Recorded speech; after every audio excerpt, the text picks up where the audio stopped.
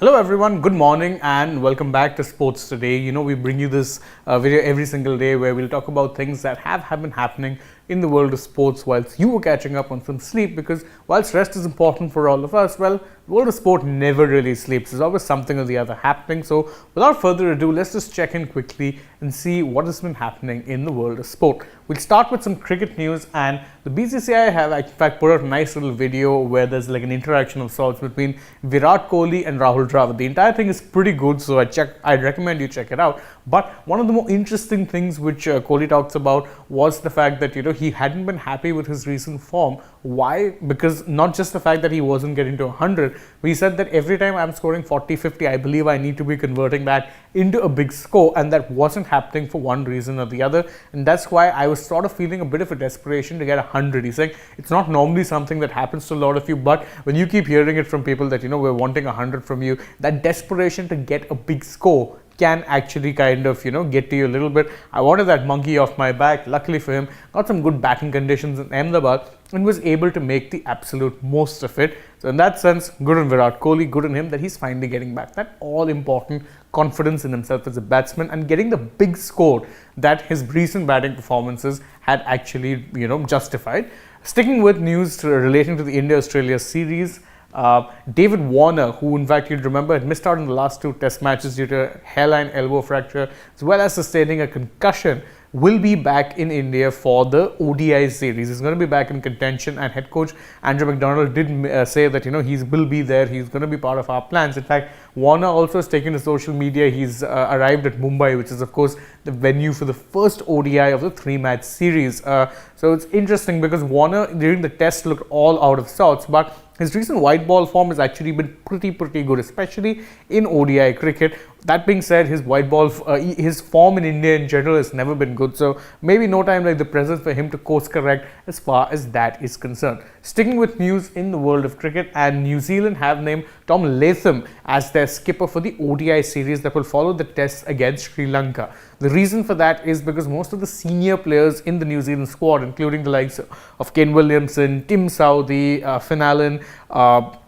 Lockie Ferguson and quite a few others, will in fact be leaving the side either ahead of or after the first ODI against Sri Lanka. The reason for that is they'll be joining up with their IPL teams for the pre-season camps that a lot of teams end up having before the season to get the teams into conditioning, kind of do a little bit of team bonding, that kind of thing. So Tom Latham will be the beneficiary in that regard. He has, of course, led, New Zealand before. Don't forget, he was also the captain during New Zealand's last white ball series against India. So he's done it there. Good exposure for him. Maybe you can be seeing a future New Zealand captain there. But for now, the reason is that most of New Zealand's senior players will be busy with IPL prep. So Latham gets the nod ahead of regular white ball skipper Kane Williamson. Switching our focus now from the world of cricket to the world of football.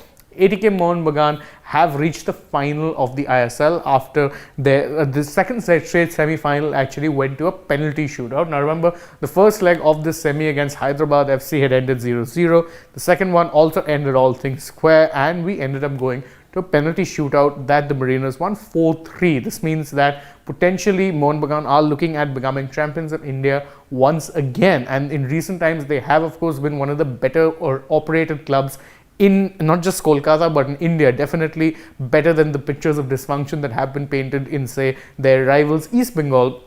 So if they can manage to win it, good on them. But Bangalore FC versus Mohun Bagan, that's going to be a big one. It's going to be very interesting to watch because, again, as I said, both of these teams are very good. They've been in sublime form, and anything could really happen. Finals, hopefully we're getting to see a really exciting ISL final very soon. Sticking to the world of football, and one of the more interesting stories we've been tracking recently was Gary Lineker's temporary suspension by the BBC, where of course he hosts Match of the Day, but he put out a tweet that didn't really go down very well with a lot of people. He was temporarily suspended, but now big news is that he will be returning to the BBC show Match of the Day, which he's hosted since 1999 this week itself. So the impasse wasn't very long. He took to Twitter and put out a series of tweets, and only covering one of them here, where he says that after a surreal few days, I'm delighted that we've navigated a way through this.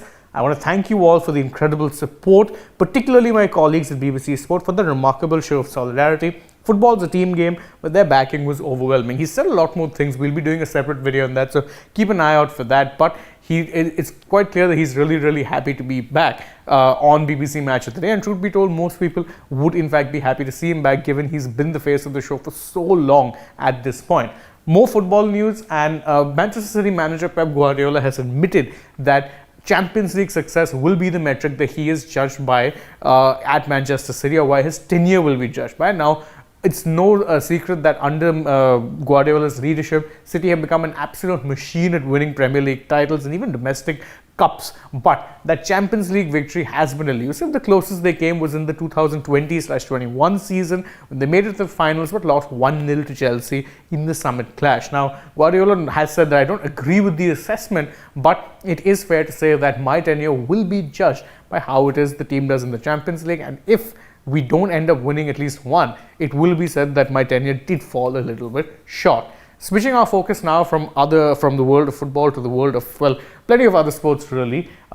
Formula One news for you guys. There is, and stop me if you've heard this one before, apparently a bit of dysfunction going on at Ferrari. Now, Ferrari and dysfunction are two things that go together, like, well, let's say anything that goes really well together. So it's like grass and good sun. It's a good combination. It's always really happened, and the organization sometimes has succeeded in spite of itself. But early dysfunction this early into the season with a new boss at the helm, not exactly a good sign. In fact, one of the things that was also reported was that Charles Leclerc, who's of course Ferrari star driver, actually sought assurances from not just anyone in Ferrari, but from Ferrari CEO John Elkann, who is right up there, not just at the top of Ferrari, the Formula One racing team, but Ferrari, the company as a whole. That's how bad things have gone. We'll again be doing a separate video on that, so keep an eye out for that. But things not really looking good for Ferrari. Just about a year after their title campaign, let's say, fell very flat.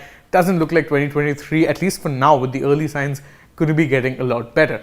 One last bit of news for you guys before we wind up this video, and it comes from the world of tennis. Carlos Alcaraz registered a win in the Indian Wells Masters, but the newsworthy thing about that win was that this was his 100th tour level victory. So it's the 100th match win that he's gotten at the ATP Tour. Considering just how young he is, it's scary, and it's also a good sign that Alcaraz is getting back into some very good form ahead of course, the French Open. He would have probably been one of the favorites if he was fit to play the Australian Open. Unfortunately, ruled out due to an injury, but fans of the young Spaniard will doubtless be hoping that he's at his best at clay, especially considering that Rafa Nadal, his compatriot and idol, very well might not be playing this year's French Open. And that's it from us on this edition of the Morning Wrap at Sports Today. Thank you guys so very much for joining us. If you enjoy our work, please don't forget, like this video, share it with your friends, subscribe to the channel, tap that bell icon, leave us a comment, follow us on Twitter, Instagram and Facebook. Don't forget to download the AajTak app as well.